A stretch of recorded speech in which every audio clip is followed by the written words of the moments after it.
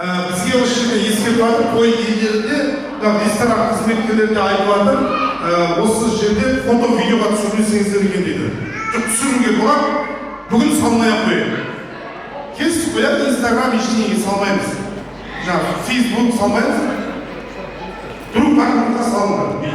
Олар ештеңе. Артыма қояқ ойламайынша, оған салынады.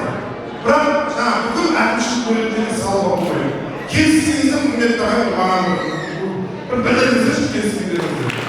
Ресторанға да той иесінде зиянымыз типпесін. Толғанай ханым, құрметті ағайын, біз жаңа подаркасын бердік. Асманға ұнады әдемі сөздері. Енді сізге ақшалай сыйлығымыз бар. 10 мың теңге. Енді кім беретін әрине түсінікті. Біздің Асман Жандос күй жолдас береді. Белгілі болды. Ассалаумағалейкум. Бір кеш бармақ негізі. Есіңіз не? Әділ дейді, жігіт құрметті ағайын. Жігіттің сұлтаны екен. Міне, сен анау айтады ма, сен қандай екеніңді айтайын, достарың да келді.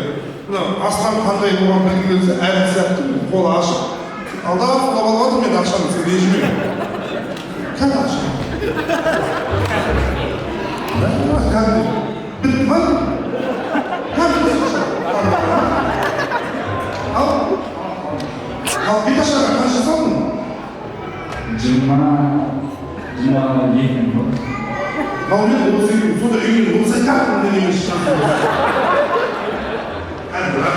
Есіңіз не? Ақшақар. Ақшақар? Аязата қайда? Үйде Аязата үйде ма? Аязата қысқа шығады десеңіз жоқсы. Ақшақар ханым, рахмет сізге. Аттарыңыз өші күшті. Ақшақар, Толғанай, Аязата. Ұстан келді, мұнда жүрді. Сосын сіз келіңіз.